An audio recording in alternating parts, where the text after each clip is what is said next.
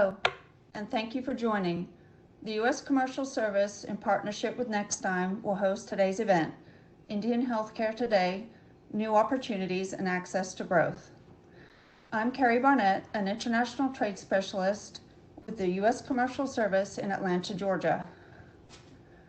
Before we begin, and as participants continue logging on, I'd like to cover a few housekeeping details. You are in listen-only mode. However, you can type your questions in the Q&A section. Please feel free to type your questions at any time during the presentation. We are also recording this webinar. If you object, please disconnect now. Now let's begin. Today we're honored to have with us Eileen Nandi, who is the Minister Counselor for Commercial Affairs based at the U.S. Embassy, New Delhi, India. In this capacity, Eileen manages our 7 offices throughout the country with a staff of 70 people. Eileen has extensive India experience with previous roles, including Principal Commercial Officer in Kolkata from 2006 to 2008, and Chennai from 2008 to 2011. Throughout her 3 India assignments, she has overseen State Department partnership post operations with Bangladesh, Sri Lanka, and Nepal to help U.S. companies throughout South Asia. Thank you, Eileen, for your time and joining us today for this program. Over to you. Thank you, Claire. And a very good evening and good morning to everyone. I'm so excited about this webinar. We have some fantastic speakers and a great program for you. So the U.S.-India relationship has really had significant growth in the past 10 years with great trading and investment opportunities for both our countries, which leads to job opportunities and economic benefits. The United States is India's largest trading partner and export market. We're also one of the highest sources of foreign direct investment in India. Our bilateral trade in 2019, which is pre-pandemic, was $146 billion. To put that in perspective, in 2006, when I first started working in India, it was something like $26 billion. So we've seen a dramatic increase. However, given the sizes of our economies, the extent of the people-to-people ties, and other linkages, I really think we're underperforming, and we hope to help all of you increase your sales to India to help boost that even further. India, the healthcare and medical device market in India is very robust and dynamic, with a lot of opportunities and some challenges that we'll talk about in this program. We've seen a great interest from U.S. companies in the sector, and we're really looking forward to helping you succeed here. I just want to take a couple of minutes to highlight a couple of things at the outset. So U.S. companies have the advantage of the Made in USA label. This, of course, connotes quality and value for money. And there's a wide range of Indian consumers, of course. There are many different Indian populations. But with the growing middle class and the increasing discernment of Indian buyers, people are really looking for quality things, especially when it comes to healthcare. The United States government supports a mutually beneficial two-way trade with India that helps grow jobs in both of our economies. And we have so many U.S. companies that are succeeding here. Of course, the companies on our program, Stryker, Boston Scientific, Edwards Lifesciences, Medtronic. We also have, of course, Johnson & Johnson, Abbott, and many, many others. So we have a lot of success stories to point to, and we hope to grow that even more. We do face some very substantial policy challenges, which we'll get into in this webinar, such as the public procurement order, the possible addition of more medical devices on the national list of essential medicines, which is essentially price controls. But despite these challenges, we have seen tremendous growth. Approximately 70 to 80% of medical devices in India are imported. India is enacting some policies where they're hoping to change that, and we'll get into that later in this event. India is setting up 4 medical device parks in South India to help grow their own market, but also to help expand treatment options for their patients. One thing to note, of course, India is a subcontinent unto itself. So there is such a large country. The real growth opportunities are in second and third tier cities. And over my time in India, I've seen the healthcare market really expand in these areas because people are looking for quality healthcare access closer to their homes. And many of these second tier cities are actually quite large, millions and millions of people. And so that we see tremendous value there.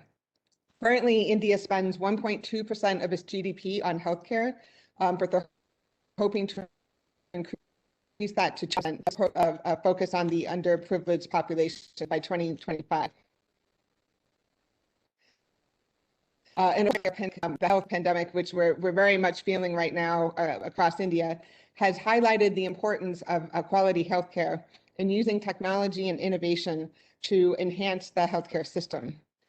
U.S. med tech companies are at the forefront of launching this innovation, and investments in the digital healthcare and R&D will also serve as catalysts for a resilient healthcare system. So this is a really exciting time. We're very much looking forward to helping you. And the U.S. Commercial Service has offices in over 100 cities across the United States. Carrie is in our Atlanta, Georgia office. So wherever you are in the United States, we can help you connect with the closest U.S. Export Assistance Center.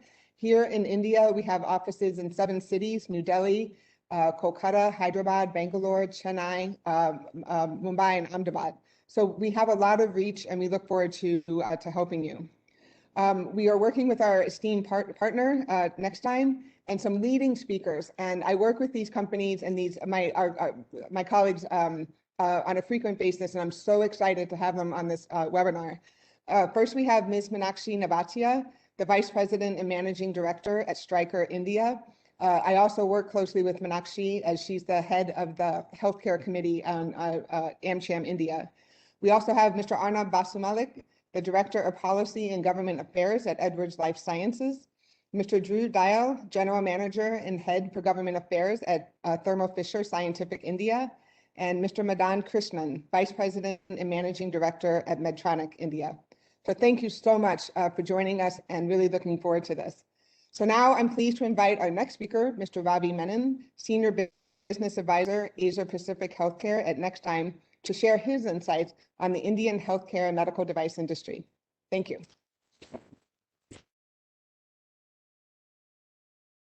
Thank you, Eileen, for that introduction, and welcome on behalf of Next Time and myself to all the attendees today, and also my co-speaker and panelists. We are indeed grateful for that you have taken time off to attend this session with us. So in the next 15 to 20 minutes, I will talk a little bit about the Indian healthcare market with a focus on the medical device sector. So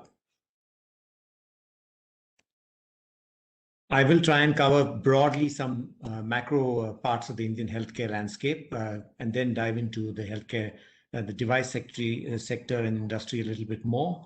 I will talk a little bit about key recent government policies and initiatives. We'll spend a little bit of time understanding how companies like yourself market products in India, and talk a little bit about what COVID has had impact has had on the industry before I make some concluding remarks. So moving on to the the healthcare landscape, what this slide shows you are some broad parameters of infrastructure in India. So if you look at areas like doctor density, hospital beds, insurance coverage, and healthcare spend, you will find that India is very different from the US, and we have a long way to go in terms of catching up in terms of infrastructure. So doctor density, we have less than 1 doctor per 1,000 population, as against over 2.5 in the US. We have just over 1 bed per 1,000, as against almost 3 beds per 1,000 in the US. Healthcare expenditure has been a significant problem in the last few years. So Eileen mentioned the government spends about 1.2%. And the total healthcare expenditure, including private sector expenditure, is about 4% of GDP. And that's against, about 10% that the US spends. So that clearly indicates that the healthcare market development in India has been lacking.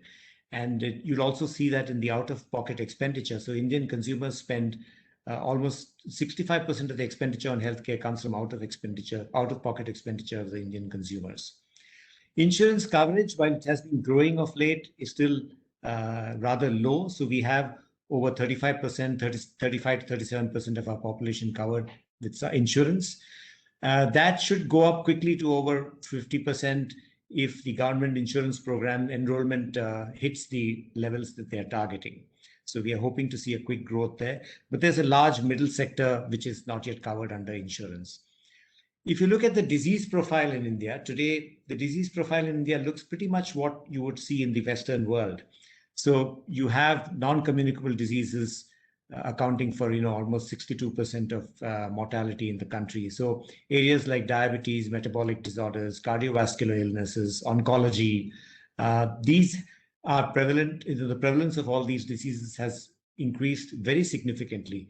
Unfortunately, India still has a fairly high portion of communicable diseases. So about 28% of our mortality comes from communicable diseases. So in some ways, we're dealing with the twin challenge of non-communicable diseases and communicable diseases. So, going forward, you can expect the disease profile very much to mirror what you see in the Western advanced world. Healthcare insurance, I think, is an important driver of access and reach for healthcare, especially in the medical device sector. We think there are about 500 million people currently covered under insurance. This number has not grown up much in the last 2 years. Primarily, the COVID pandemic, I think, dampened the growth of insurance, and hopefully once we have dealt successfully with the pandemic, we'll see insurance climbing again quickly. So the government insurance program, which was announced a couple of years back, by itself should cover over 500 million people. So, and if that enrollment steps up, you could see this growing substantially in the next few years. The top end of the market is covered by private insurance, and you really have a middle segment which needs to be covered better.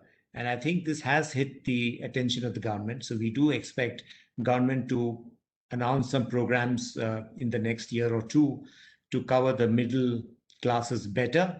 And that then would lead to a spurt in healthcare insurance, which is also a key driver of demand in the medical device sector. Moving on, we believe that in 2020, the healthcare market was approximately $200 billion in size. And growth estimates vary, given on how soon we expect to come out of the COVID pandemic and revive growth. But our estimates indicate that, we would hit something like $370 to $400 billion by 2024.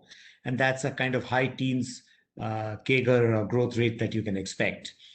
In the healthcare market, healthcare delivery, which is hospitals, clinics, account for the largest segment, about 73% of the market. And you have slightly under 20% for pharmaceuticals. Med devices and diagnostics are in the region of 4%. So you approximately have an $8 billion medical device industry. This industry continues to attract a significant foreign investment. So in the last 20 years, the industry has received over $25 billion in terms of foreign direct investment. So, there are a number of significant growth drivers, and do bear in mind that the COVID pandemic has put a dampener on growth, and that has impacted the healthcare sector as well. But growth in consumer awareness and rising populations and urbanization, rising income levels, and the changing age profile have all been very positive factors impacting Indian healthcare sector. On the infrastructure side, you have growth being driven by new hospital investments, expansion of current facilities. There is a growing demand-based need of hospital beds, which is driving this growth in hospitals. And also, as people are demanding better products, newer product offerings. So you have all that on the infrastructure side, which is driving growth.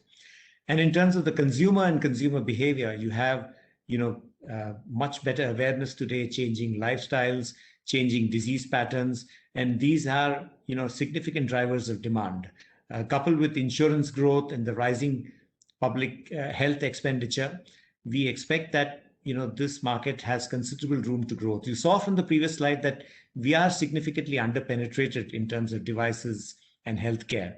So I think, if you look at growing incomes and growing demand, there's considerable room for growth in this market for the next, couple of decades. You will also see with, NCDs, the growing need for preventative healthcare, better quality healthcare, and, the digital wave will also create significant impact on this change in demand. As I mentioned earlier, you have about $8 billion worth of medical device industry in 2020, and we expect this to grow to over $15 billion, $16 to $17 billion by 2024, which is a growth rate in excess of 18%. We are the fourth largest medical market in Asia.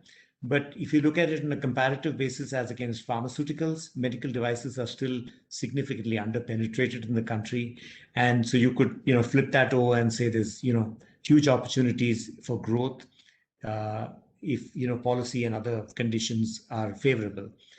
Of this market, over half the market is in terms of equipment and instrumentation. So that's about 54%, and consumables account for something in the range of 15-16% of the market. And then we have the rest divided among patient aids, implants, stents. That's the kind of overall split up of the market currently.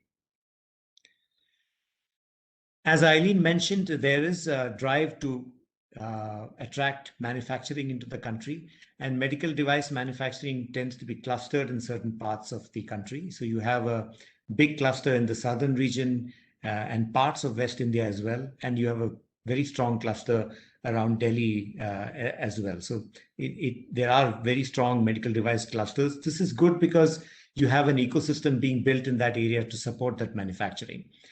In terms of manufacturing, you have companies which make products in India, both for domestic Indian demand as well as global demand. And you have very large players like GE Healthcare, Thermo Fisher, Hollister, Philips, and the whole host of countries.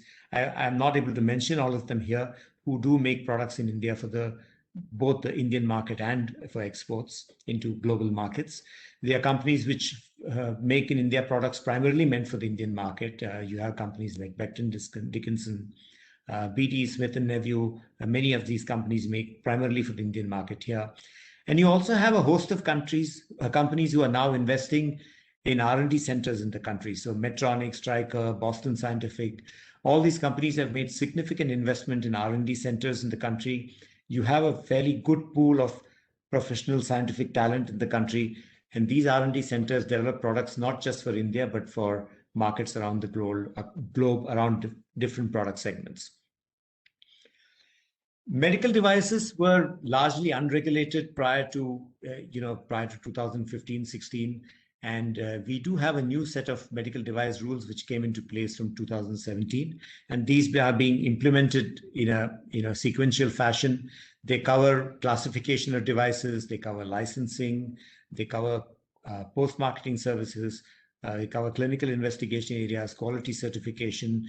And you have these devices which have now notified for a large number of notified products, and that list is growing over time. We'll spend a little bit more time on this. I won't dwell into this more at this stage, but in the panel discussion, one of our panelists will throw more light on the medical device rules and regulation that govern this market. I want to talk a little bit about the tax regime in the country. So especially as far as imports are concerned, imported products attract a customs duty, which can vary depending on the commodity from 0 to 10%. They also attract a health cess of 5%. And this is, I think, a fairly contentious tax, which is currently, the government is planning to use this for building infrastructure in underserved parts of the country. But clearly, this is an area which industry is actively working on, and we hope that over a period of time, this will get removed. All sales of goods and services in the country have a tax, which is called the GST, or the Goods and Services Tax. And these vary from 5% to 28% based on the kind of product involved. Also, if companies are interested in setting up manufacturing and exporting out of India, the foreign trade policy allows some export incentives, which make it financially more attractive to export products out of the country. And these depend again, I won't get into detail, but these are available and should be studied by all new entrants. I'll touch a little bit on some of the policy initiatives of the government. So the government announced a new health policy in 2017, which kind of laid out an overall blueprint, which also liberalized, foreign direct investment in the country, and also committed to improve government healthcare expenditure as a percentage of GDP. So that's, I think, a very major policy direction which the government took. And, they also announced the new medical device rules, which sort of brought in more regulation, transparency, and predictability into the system.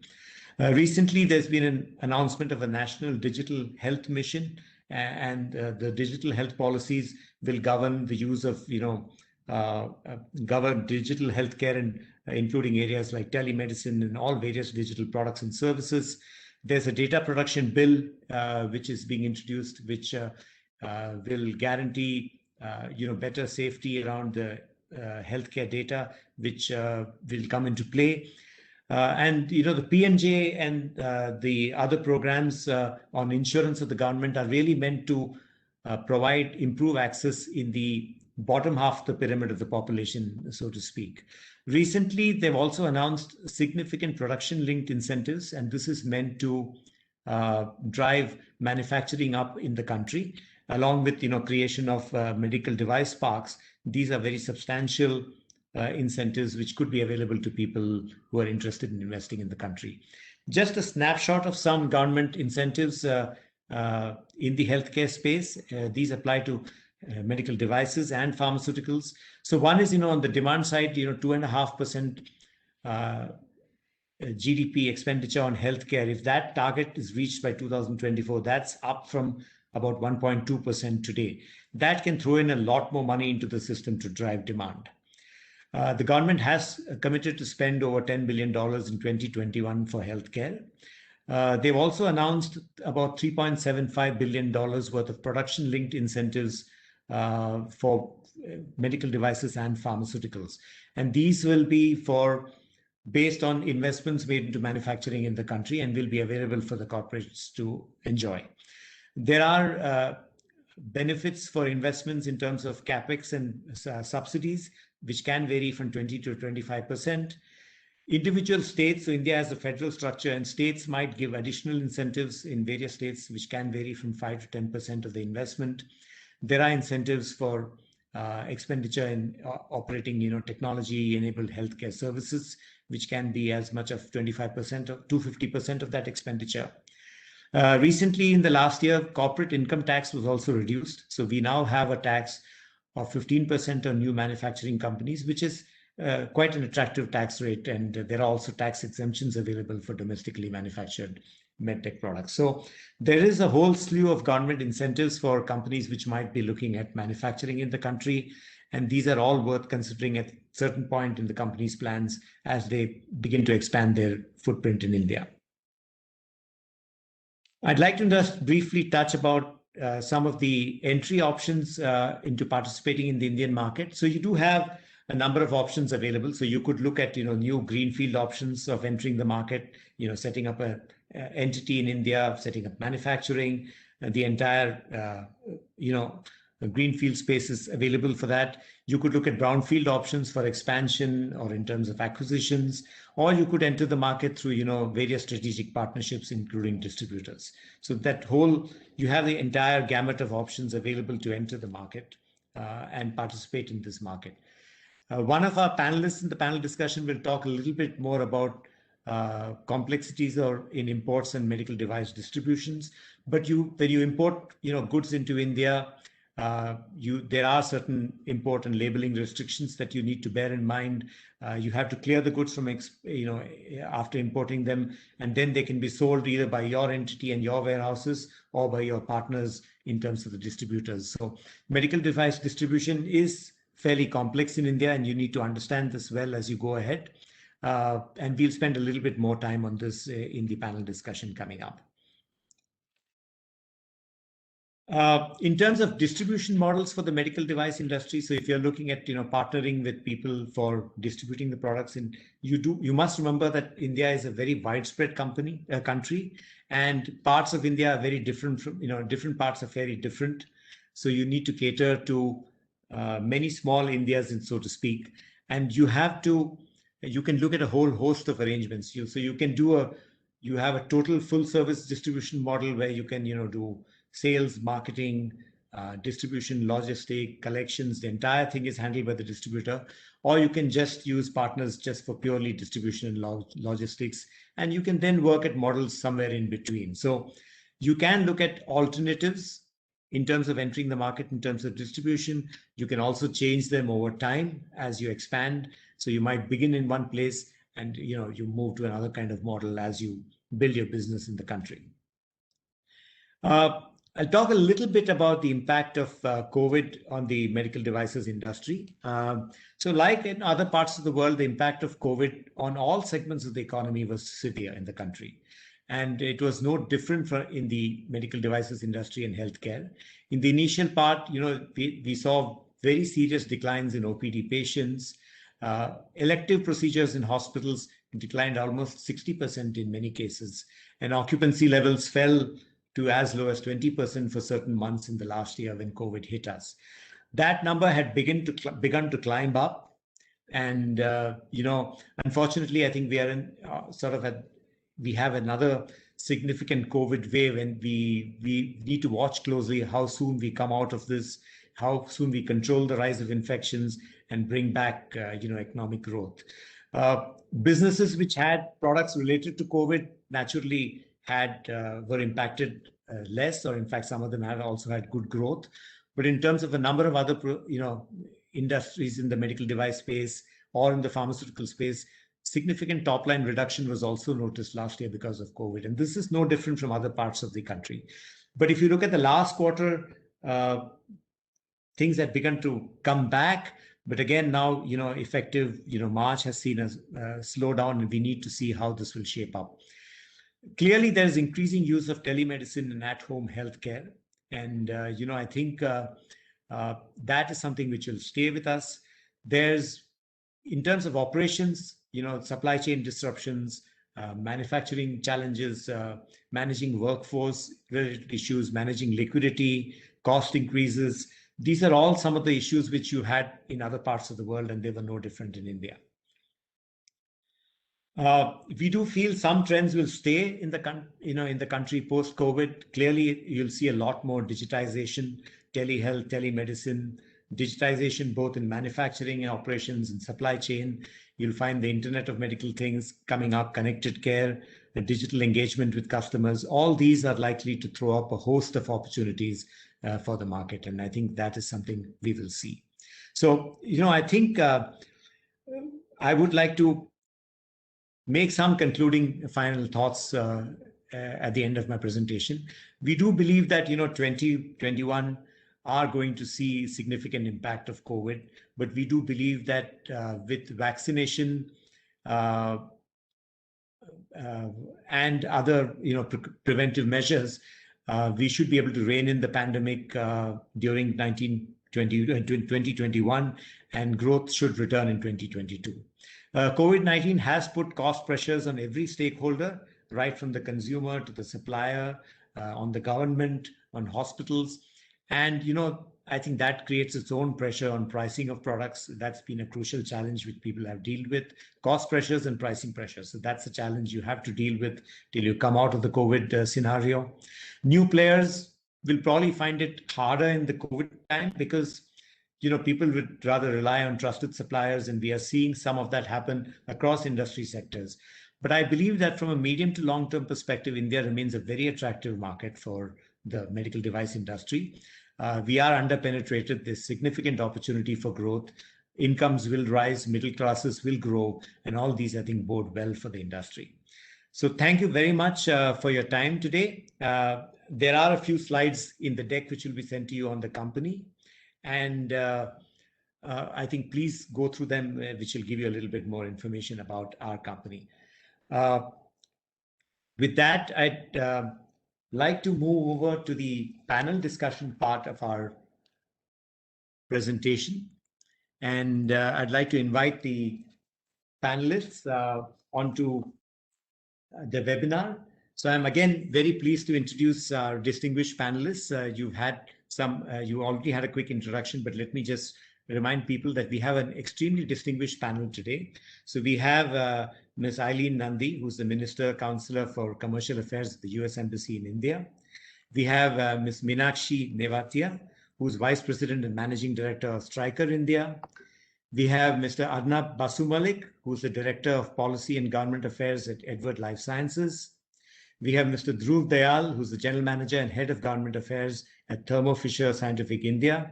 And we have Mr. Madan Krishnan, who's the Vice President and Managing Director at Medtronic India. So thank you very much, co-panelists, for joining us. And we really appreciate your time. And I'm sure the audience is looking forward to hearing from you. With that, may I begin with a few questions? My first question would be to Eileen.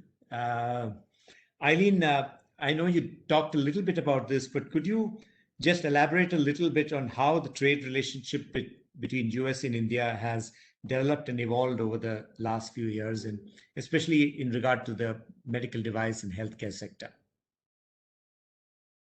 Great, thank you. Yes, US medical device products are considered extremely high quality. And so the major issue of some major issues include price. India is a very price sensitive market, and the company need to look at the differing price structures that Indian patients can pay. It would also mention that India is a very different market, so there are different regions, and the way of doing business is different in each region. And then I think some of the other speakers will get into some of the policy challenges that we'll all have to look at. But I encourage all of you to work with us, reach out to your local Export Assistance Center. You can contact us and we work with you because each individual product will have different challenges and opportunities. Thank you, Eileen. I'd like now to move over to Meenakshi. Meenakshi, at the outset, I would be grateful if you could provide a quick overview of your firm's Indian operations before taking on the question. And then what I'd like you to talk a little bit about are some of the key growth opportunities that you see for the medical devices players in India. So Meenakshi, over to you. Thank you, Ravi, and thanks for the opportunity, and a real good morning to all of you watching this. So I'm Meenakshi. I head up Stryker here in India. And to Ravi's question, just to give you a little bit of context about the company, we are one of the leading medical device manufacturers globally, based out of the US. About 70% of our business is in the US. And we are now at that point in our journey where we are really trying to grow emerging markets, India being one. So as of now in India, we have basically 3 divisions. Of course, there is the commercial business, which is what I'm responsible for, which is really about bringing the best of Stryker products into the country for Indian patients. We also have a very large R&D infrastructure. You saw in Ravi's slides, I think very nicely, he had split that into Make in India, Make for India, and Create in India. And we're in that Create bucket. We have 1,000 people R&D center, largely based out of the north of India, but we also now have just opened a satellite in the south of India to attract some of that talent. And then we also have our IT infrastructure here. So just looking at the scale of operations in terms of numbers of people we employ, and of course, all the associate benefits that we provide, the commitment to India is huge and significant, and for the long term. So that's what I wanted to firstly start with. Then I guess moving on to Ravi's next question, which is probably very relevant for all of you, is what is really the growth opportunity in India? And I'll put it in a schizophrenic way, but when we are sitting here in India on a daily basis, all we talk about are the challenges. We're trying to fight against the health cess that Ravi talked about. We're talking about public procurement orders and how we can make sure multinational companies, get a big share of it. So we're always looking at some of those, headwinds that we have. But if you just step back into the big picture of the Indian economy, the Indian population, and the journey that we're on, for us as a company, and for me personally, and for my, my CEO, who's obviously the big investor into the country, India is a very, very exciting opportunity. And why do I say that? I think there are three buckets of reasons. I think the first is Eileen touched upon it, right? We are a country where the middle class is growing. The above 60 population is probably now around 8 to 10%, looking to become 20%. So from a population perspective, all the right demographics in place to have a growing market for something like medical technology. Second, and very importantly, the government has recognized that they need to really up their game in terms of investments. So Eileen mentioned some very important figures. 1.2% of GDP right now is going into healthcare, and the government is looking to double that. Now, doubling that investment means a lot. And a lot of that doubling will come in expanding infrastructure, particularly in tier 2 and tier 3 towns, where a large proportion of the Indian population sits. So as that expansion of infrastructure happens, of course, that will create many, many more new opportunities for companies like yours and us. And at the same time, the government launched this massive universal healthcare coverage scheme in September of 2018, 500 million people. And is it off the ground completely? Yes, it's off the ground. It is working. People are benefiting from it. We haven't yet seen the full benefit in terms of, the more complicated surgeries and the real longer term treatments, but it is starting, and these things take time. But that, of course, then completely changes the market in terms of how big it can get for companies like ours. And I guess the third reason, which is probably been for me the biggest eye opener, I am completely Indian, but I have been living out of India, and I got back in 2018 to join Stryker. And I have been very amazed at the demand and the hunger for new cutting edge technology that can really deliver quality care for patients.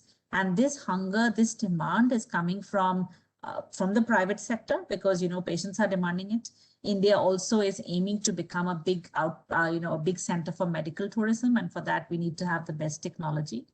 But what has really amazed me is that, the largest teaching institutions are also looking for the best technology because they want to be sure that all the graduates they have are, taught some of the best technologies and are really working on the cutting edge of healthcare. So the demand for quality, the demand for innovation, the demand for, just bringing the best of the best is absolutely there. And if you just take all of this into account, the opportunity is huge. Now, is it easy to get? Can you just walk in, launch a product and you make money? No, but that is for another question probably that Ravi, I'm sure will have for one of us later. But if I just stop here as an overall opportunity, I think it's a very exciting place to be. And we're expecting a lot of changes. We just have to get through the second wave of the COVID crisis, and hopefully there won't be a third. But I honestly do believe that the opportunity is absolutely there.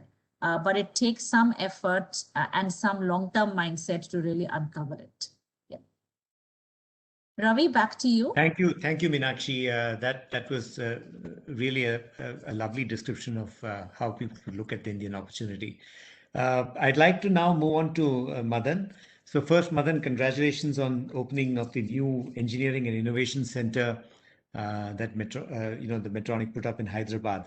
And maybe that's a good place to begin with you. So you can share some details about Medtronic and especially this new center that you have just opened. Thank you, Ravi. Good morning, good evening, most of you. It's good morning.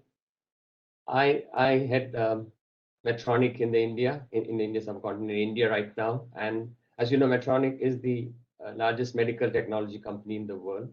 We are present in India for about 40 plus years. 41-year anniversary was this year during COVID, and recently, we'll talk about the R&D investment that we made in the state of Telangana. But I want to also talk about the fact that our commitment to as a company with an operational headquarters in the US, we are actively working with commercial services with the US AdvaMed organization to ensure that companies like us and other research-based companies improve healthcare outcomes in countries around the world. And I think there's no other country which has got this greatest opportunity to contribute to the society that India provides. So we're grateful for that. And I think US companies are doing an excellent service here, and all our gratitude to those men and women who make it possible, both in India and in the US. Thank you. Now, R&D. Before I come to R&D investment, which Ravi asked me, We have two R&D centers. One R&D center has been in India for almost 10 years. And we have about 2,000 plus people on our rolls and possibly close to 3,000 people if you include some contractual employees. And two training centers in addition to R&D centers. Now, when you look at the market, we talked about the potential of India, and Meenakshi also touched upon it. The size of the market is still very small, about 8 billion. You can say that for most companies, research-based companies, it's 1 to 1.5% of global turnover. And Indians in India constitute close to 16, 17% of global population. So there's a big mismatch, correct? Market versus the population. So, and also the market is also a bit of a frugal approach is there in the market. And that I think is something which if you're coming into the India market, you should understand. While India has multiple Indias in itself, in India, a rich, developed India, which could be, again, a few million people, but again, affordable middle class, lower, and low middle class. So there is multiple segments. And that frugality and the cost versus volume is something that we have to understand. So right now, India, the market, you have to produce in India. If you were to manufacture in India, you have to manufacture in India for the world. So what we did was that it's not really viable at this juncture. We believe that in the longer term, there is significant opportunity in India. And this is not a market to say that, oh, market is small, we don't want to prioritize India. That will be a big mistake because we have to have the early mover advantage and we need to stay in India because over a period of time, India is going to be one of the fastest growth engines. I can say over the next 25 years, India could be the fastest growth engine in the medical and healthcare industry. So we cannot negate, we cannot stay out of that. So what did Medtronic do? Go back to the famous core competency theory of Dr. Prahlad and Hamel, or Dr. Prahlad, P.C. Prahlad. And there, what is the core competency of India? And we found out that India has the highest number of qualified STEM professionals, technology professionals, English speaking, good work ethic, and high amount of enthusiasm. And I think that's where we decided R&D is an area, as Ravi put it, create value how do you ensure that create for India and create for the world? That's how we decided to scale up our R&D center in Hyderabad. Availability of manpower is good, is bountiful. And I can tell you that, again, for at least next 2 decades, India will have a very strong labor arbitrage. If not Hyderabad, you can go to Tamil Nadu or Karnataka or UP. There are going to be multiple places where that advantage will remain. So it's not arbitrage alone that drove us. It's the quality of the output that the engineering teams in India have been doing. So globally also they recognize the quality, the output, and the overall economic impact and scientific impact the people in India are making. So we are happy about the investment. I'm proud. The center involves an investment of about $160 million over the next 5 years. Almost 1 year is over now. So we inaugurated it last week. The Consul General in Hyderabad was a guest of honor. And I'm sure that once you build a center like this, many other divisions would want to come. So it's not going to be limited at 160 million. So I believe that this is the core competency where R&D, even ancillary companies, data-related companies, any diagnostic product companies have great opportunity, and we'll talk more about it as we go into questions. Thank you. Back to you, Ravi. Thank you, Madan, for that very clear explanation of what you intend to achieve in India. Thank you very much. I'd like now to call upon Arnab from Edwards Life Sciences. Arnab, to start off, could you just share Edwards' experience in India and how the company has evolved, over the years? Over to you. Thanks, Ravi. Thanks for the question. So I must say it's a very fantastic journey so far. As you know, Edwards Life Sciences has a very focused approach, and we are mainly into 2 therapeutic segments. We are the global leaders in patient-focused medical innovations for structural heart disease, as well as in advanced hemodynamic monitoring in critical care and surgical monitoring. We are present in India now since 1990s, initially as a part of Baxter Cardiovascular, and after we spun off from Baxter, we are operating directly. And ever since our inception of operation in India, we really found it a very versatile and dynamic market. We have a very high-end private corporate hospitals, as Meenakshi said, as well as apex research and referral hospitals in government sectors. So even before we started operating, many of the clinicians, we were surprised that they are aware about the differentiated technologies which we have and the values which we bring in. And we from Edward Life Sciences, our staffs driven by the passion to help patients, could easily collaborate with these India's leading clinicians and researchers to address the unmet healthcare needs, working continuously to improve the patient outcomes as well as to enhance the lives. And even today, when we launch any of our innovative technologies, whether it is in usage of artificial intelligence in creating something like a predicting hypotensive event, or whether it is a technology with a heart valve with a greater longevity, we found that these technologies are spontaneously received by the cardiac surgeons, cardiologists, anesthesiologists, and intensivists, and this gives really a lot of satisfaction and motivation to go on. But having said that, at the same time, we do feel that we are still unable to serve a lot of deserving patients who are still in that diagnostic related grouping of patients whom we want to target and whom we want to treat.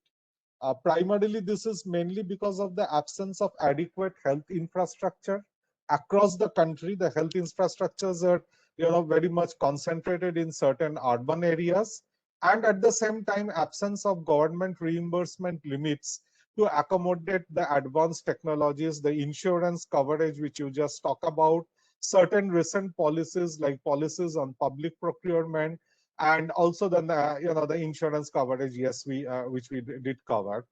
So with all these, despite with all these limitations, we are still happy to partner with all the stakeholders, both in the government as well as in the private sectors, and we could engage ourselves in training the healthcare professionals on these and on these technologies. And in the coming days, we also do try to ensure that we get more and more access as and when more and more affordability will be increased in the country. So that's what definitely we are look forward. We feel we are just still at the beginning, and we are looking with a lot of enthusiasm for the future to emerge. Back to you, Ravi. Thank you, Arnab, for that good introduction about Edwards. And I'd now like to move on to Mr. Dhruv Dayal. Dhruv, if I may ask you to speak a little bit about Thermo Fisher in India. So we understand that Thermo Fisher has invested both in manufacturing and innovation R&D ventures for in vitro diagnostics. So you come from a very different space of diagnostics. And could you share your experience in establishing a new service venture in India? And also, if possible, do share any experience on establishing new innovative models in the country that were not available when you were trying to establish this business in India. So over to you, Dhruv. Dhruv, you are on mute. Sorry about that. Thanks, Ravi. I'm Dhruv Dayal. I look after government affairs and policy for Thermo Fisher Scientific. Thermo Fisher Scientific is the world's leader in serving science. We enable our customers to make the world healthier, cleaner, and safer. Overall, we're a $32 billion company in the US with over 80,000 employees. In India, we've been here for about 2 decades. Today, we have slightly more than 2,000 colleagues spread across 40 sites. We have about 23 divisions in the company, so we're a very, very broadly diversified company. We've been an enabler of the Indian ecosystem, the scientific ecosystem, for many years. Many of our technologies initially were imported. Many of them are now made in India, including things like our ambient air quality monitors, our GC chromatographs. We manufacture antibodies as well as the COVID-19 kit in India now. We have also become in the last year one of the largest suppliers of RT-PCR instruments and COVID-19 tests, and also provide inputs for the COVID vaccine manufacturing that's happening in India. Last year, well, actually, beginning of this year, we were named as the Company of the Year in the healthcare category by the 2021 World Leadership Congress for our pandemic response efforts. And I'd just like to add that the team is incredibly humbled to be playing such a large role in the world's pandemic response. This is why the company exists, and this is what we were built for. Ravi, to answer a couple of your questions, I'm going to start with the work sort of we've done in vitro diagnostics and R&D.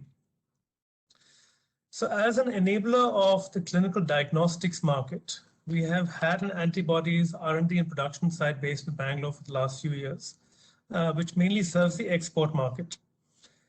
This year, we have added to that capability with the state-of-the-art manufacturing facility for in vitro molecular diagnostics that initially is making in India a gold standard RT-PCR COVID-19 test. The current capacity, which can be scaled further, is at about 10 million tests a month. The facility will be used post-COVID to also manufacture IVDs targeting other infectious diseases as well as non-communicable diseases. Looking at R&D investments in general, we have also set up an IT center of excellence that serves as a global resource for exporting customized IT software solutions for our own businesses abroad. Similarly, we have another service-based organization, which is our India Engineering Center in Hyderabad, which serves as an R&D hub and center for developing customized engineering solutions for internal customers in India and abroad.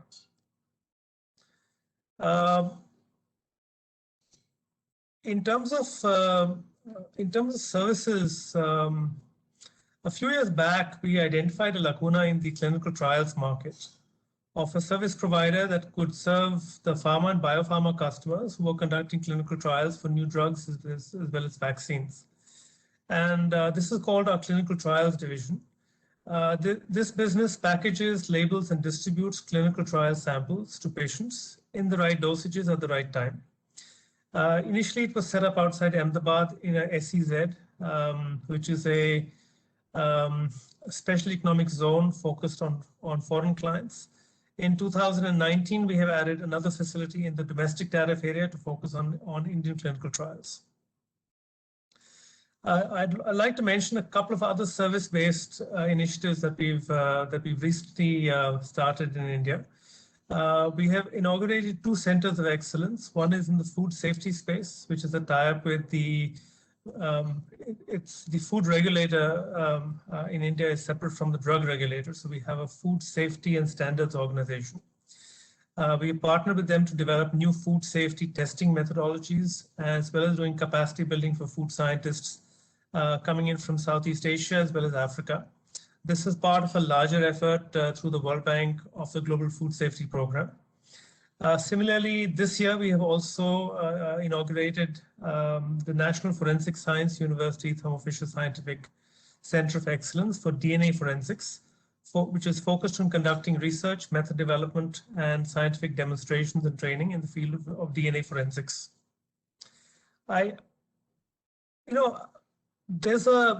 There's a huge opportunity from US-based investors, not only in bringing technology to India, not only in manufacturing, but also in terms of new ways of thinking about the market, new business models, new ways of partnering with parts of the government of India as well as the non-profit sector.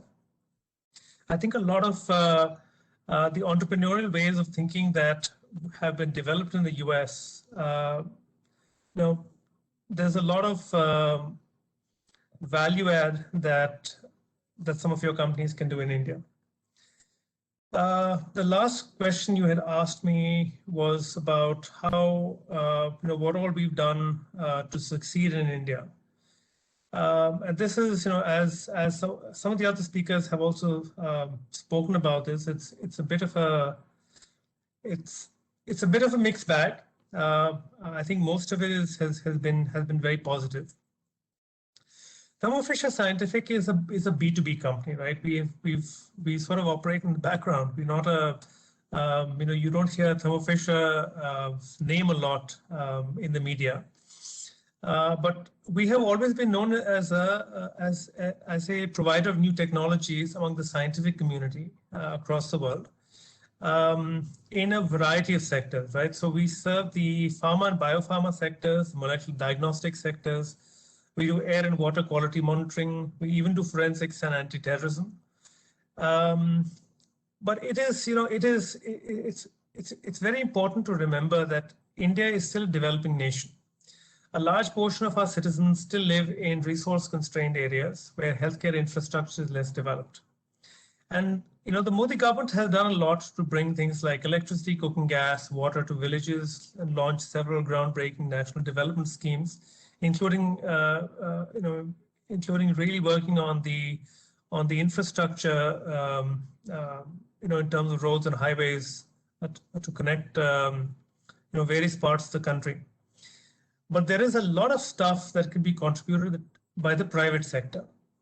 And that's, I think, really where the opportunity lies in India. In Thermo Fisher, we recognize that the important role that we could play early on was by partnering with key government initiatives.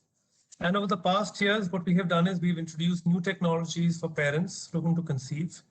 We have looked at companion diagnostics for cancer patients. We have done IVDs specifically for animal diseases, which tie in with, again, large national campaigns. And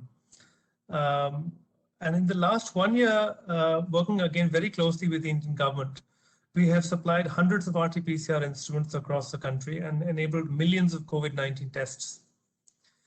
One last thing I'm just going to say is that despite all the work that the government has done to make our lives easier in terms of making the rules around ease of doing business, they have gotten rid of a lot of older laws. They've cut the corporate tax rate. They have done things like given a tax holiday for certain classes of startups. I believe that the opportunities in India, especially in the healthcare sector, are many, and one needs to simply, use using the basic marketing methodology. One simply needs to identify the needs of the country, which is the needs of the customer in this case, and it's easy to do that because it's already reflected in the PM's vision and the government schemes. And then one simply needs to figure out how to best marry the customer needs with one's offerings. We found that it's important to engage with the government early and often. And especially, I like to say that this government is very, very open to partnering with private companies, as long as one could fit one's business model with India's unique asks. And as we find, the needs of patients in India, vary very, very widely across the country. Especially in times of COVID, it's incredibly important to sort of balance the wonderful technology that we bring in from the US with the accessibility of technology, with the affordability of technology across the country. Thanks. I'll pass it back to you, Ravi. Thank you, Dhruv, for that very illuminating explanation on how you built the Thermo Fisher business in India, and also how you engaged with the government. I'm going to go back. Before going back to Eileen, I'm actually going back to a few of the panelists on certain follow-up questions which have emerged, and also that might address some of the questions which are appearing on chat. So let me first go back to Meenakshi. Meenakshi, could you elaborate a little bit about support that you think the industry needs from key stakeholders and policymakers to ensure that the industry grows rapidly and continues and becomes much larger and more successful? We are seeing we have seen some questions in the chat about real challenges on the ground, probably with regard to areas like PPO and pricing and all that. So maybe you could also touch on that a little. because I'm not sure how much time at the end we'll have for questions. So like to hear your views. Yeah, Thank you. I will try and keep it short. But I think Dhruv started that theme and that narrative a little bit, right? That if we or you are coming into the country with the intention of operating both in the private sector as well as in the government sector, then there are quite a few challenges we are needing to deal with. But let me start with the easy part, because the private sector itself, as many of my colleagues have said in the panel, offers a very, very big and exciting opportunity. And so if we are just restricting our business to the private sector and maybe to the premium end of the private sector, I think the main support that at least we are asking from the government is to, manage the duty infrastructure, because the customs duties that are being charged on our products are very high. And they've just recently in the budget of 2020 added another 5% health cess, which you referred to, Ravi. So I think it was all done with the intention of making manufacturing in India become more attractive and try and convince the multinationals to manufacture in India, but it doesn't quite work like that, right? So I think that is the first thing. If we are setting our sights on the private business and we want to go for the premium private business, there are basically two things. The first is the duty structure, which as an industry group, and we have quite a few different industry groups in India, we are trying to, have that narrative that this import duty is not adding much. And the second thing, which is interesting, is that even though only 1.2% of the government's budget is going into healthcare, even though almost 70% of the healthcare market is private sector, the government has taken it upon itself to control prices. And as a result, sometimes the pricing framework that the government comes out with, I'm sure underlying it are all good intentions for the consumer, but the pricing framework that's launched, the sudden price cuts that the industry could be hit with, I think all of us on this group, Medtronic, Edwards, us, I don't know about Dhruv, but I'm sure we've been hit with these sudden cuts that come overnight and could often be in the range of 60 to 70%. And I think that unpredictability in pricing and that lack of transparency is what also we are working towards. So on both these dimensions, we've had a good year from the government. They're listening to us. But of course, we haven't yet moved the needle, so I can't say we've really succeeded.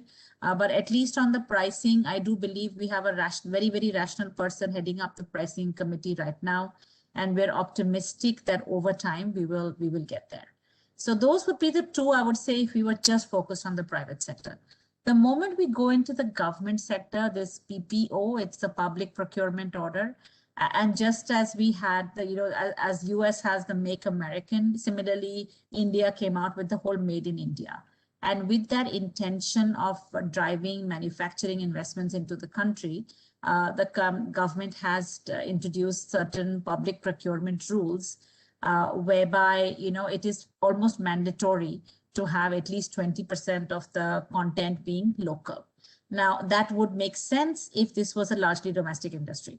But in an industry where 86% is imported, the dots don't add up, right? Because, if there was sufficient local manufacturing to make what Dhruv's company makes, to kind of make what Medtronic does in cardiovascular and RTG, to make what Edwards does in structured heart, to make what Stryker does in robotics and cameras, it would be fine. Then it's fair game. We can make it in India. You better sort yourself out. But most of the stuff that the four of us are selling and many such peers are not made in India, will not be made in India. And, it doesn't make sense. Most countries, including China, import it. So I think that's where the rational discussion breaks down, is that, there is no possibility of manufacturing in India. So there is no point blocking us.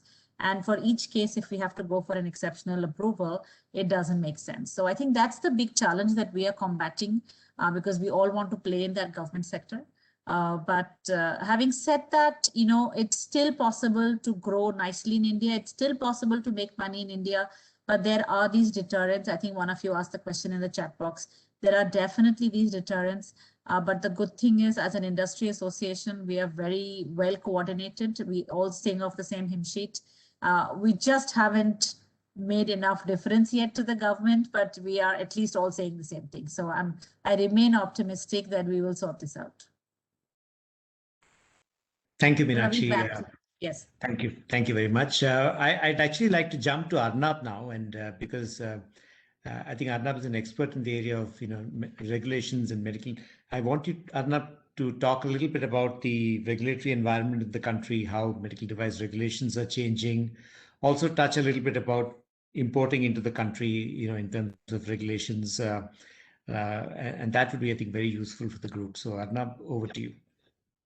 Thank you, Ravi. I think, yes, this question, definitely the investors, the future investors in India would be looking for from US. So the good thing is that the regulatory environment is pretty robust and it is harmonized still with the international standards. We have a body called CDSCO, which gives the regulation.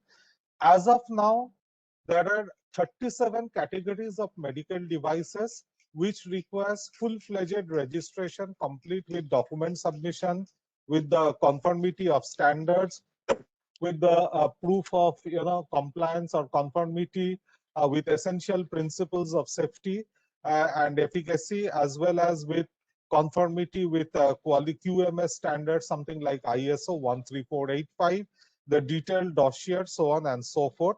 All medical devices are categorized into 4 categories based on the risk. Class A being the least risk and Class D being the highest risk, the implantable devices, etc. and all.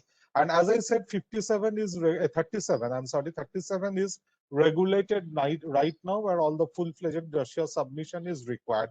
So what about the other medical devices? Now, if we have some other medical devices, which are not yet regulated, then we have a window now from today is in April. Still another 5 months we have a window whereby you can export your medical devices to India, without doing anything, for the remaining medical devices.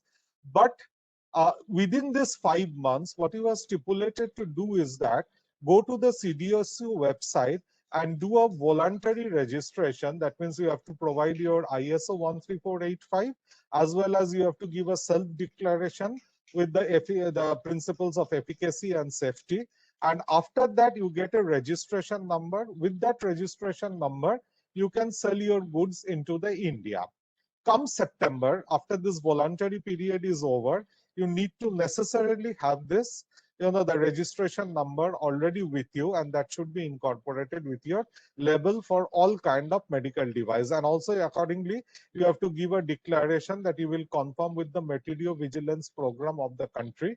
So that is also another essentiality which you have to do.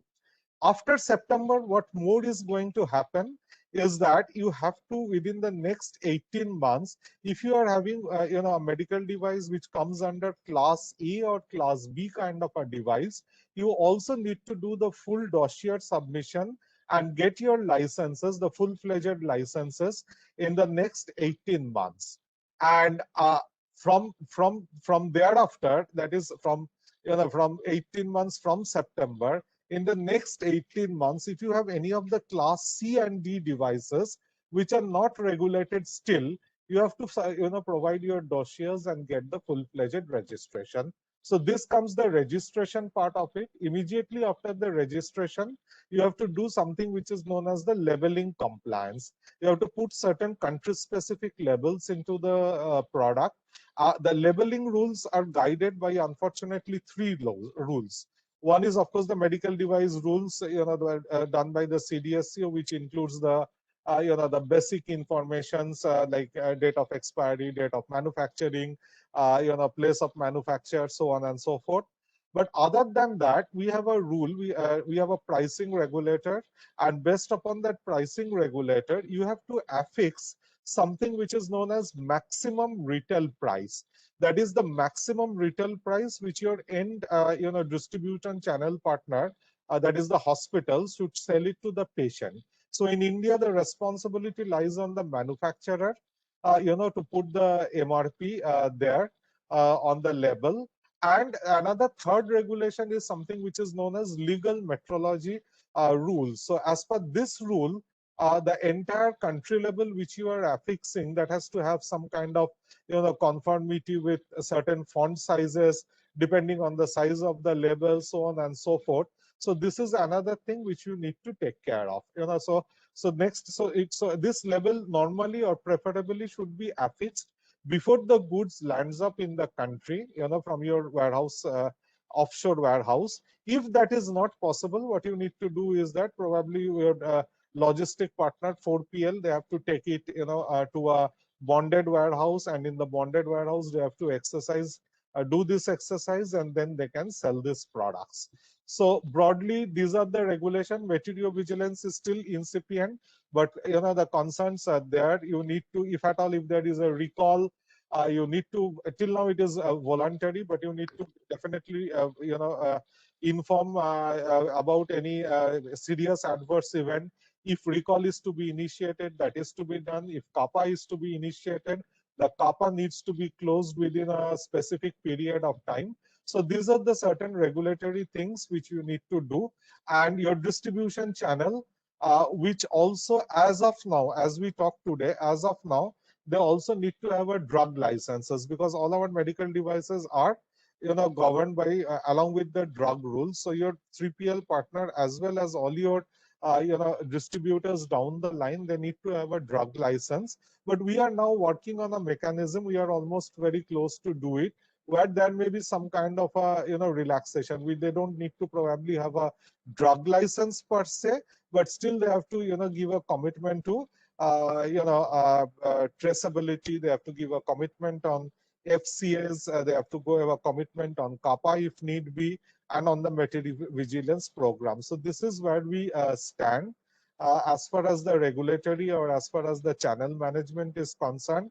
And I think this really is working well, other than a few hiccups, because multiple regulators are still there, and then sometimes it is sometimes some section of another department, not department of pharmaceutical, or not department, or not health ministry, but some other department comes, and then they insist that the products need to conform with Indian local standards as well. So this kind of hiccups do come sometimes, but we are confronting this, and we are doing the necessary and trying to solve these issues. So that is mainly the regulatory environment.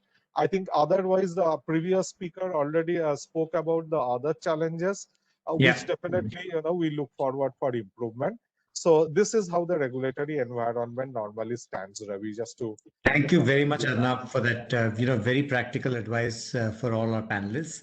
I'd like to actually request Madan to spend just 2 to 3 minutes on the digitization of healthcare services and the way healthcare services have been delivered, the impact of digitization, both on the healthcare service delivery as well as on how medical device industries need to impact. So if you could just share a couple of insights on that, that would be useful. And then I'll probably go back to Eileen to make some closing remarks or advices for the expert. I'll do it quickly. Thank you. So when you look at it at a macro level, you can start with like 3 or 4 areas. One is on the diagnosis area. Second is pathway management. Third is the care delivery, to obviously do efficiency and to get better outcomes. And then in addition to that, there is an overarching data analytics and the technology around it overall, all these 3 elements. So India, that's one of the challenges why the market is small. We kept talking about the great potential in the market, but how do we actuate the potential? And I believe digital can play a key differentiating role in actuating that potential. The more diagnosis happens, most of the NCDs and other conditions in India, the diagnosis happens quite late, stage 4 of cancer, end stage of renal disease, and like that. So I think where digital can help is there's good amount of digital technology. Recently, we deployed an artificial intelligence-based technology. Meenakshi and my company are active in the stroke management. So this artificial intelligence helps much faster diagnosis. And it's easy. It's not limited by the number of a person being physically present, a neuro-interventional radiologist or somebody to be present there to interpret the data. Secondly, communication technologies in India has improved. Network connectivity, smartphones are high. So, remote monitoring of ICU beds. The ICU bed is a shortage, but the bigger shortage is in qualified ICU professionals. So I think in terms of diagnosing conditions early, monitoring them for good outcome. And the bridging is in the pathway management. I think the biggest broken area in India is the pathway management. Even after diagnosis is already bad, but even after diagnostic, the person doesn't come to the hospital. And that cycle to continue, Government of India has also put a national digital health mission. There's a lot of focus on it. E-health records, there is action on it. Unfortunately, being a federal, competitive federal state, every state is also doing their work on the digital health records and all that. So if there are players and there are people, companies who are interested in this group, I think digital and technology are great areas to collaborate. I would say there are even enough niche spaces and broad spaces for all the technology companies to operate in either the diagnostic area, much cost-effective diagnostic, point-of-care diagnostics, or diagnostics which can be deployed in far-flung areas or tier 3-4 markets that Meenakshi also mentioned, where there is a biggest gap in care delivery. So once you diagnose early, you're able to not to ensure that the drop rate is not high. The care continuum and the readiness to seek care is a challenge in India. As age progresses, unlike US or in Japan or other developed countries, somebody becomes 70 plus or 80 years old, then they say, why do I need a pacemaker? Why do I need a surgery? No, I have lived my life. So that mindset also has to change. And I think that's where digital is powerful in improving disease area communications, in delivering superior outcomes through faster deployment of technology and an integrated care delivery system. So happy to help if anyone has got interest in this area. Thank you. Thank you very much, Madan, for those comments. And before closing, I'd just like to pass it back to Eileen if she has any closing messages to US participants, exporters for the Indian market. And then, I think we have to close the session because of time. So. Sure. Thank you, Ravi. So I want to thank my fellow speakers as you covered great content and covered most of everything. The one other quick thing I'll add is for US medical device companies looking to sell to India for the first time, you absolutely need a partner. So there's a lot of regulations, as we've discussed. India is a very diverse market, as we've discussed some policy challenges. And also the after sales care is an issue where I think sometimes US companies fall short vis-a-vis European competitors, Japanese competitors who are closer to India geographically and can get over here more quickly. So we are happy to help you find that partner and look forward to working with you all. So I know we're over time, so I'll leave it at that. Thank you. Thank you. Back to you, Kerry. Thank you. I'd like to thank all the participants and the panelists for a wonderful session. And over to you, Kerry. Great. Thank you, Ravi. Thank you all the panelists. And that concludes today's presentation. Thanks everyone for joining us and have a great day. Thank you.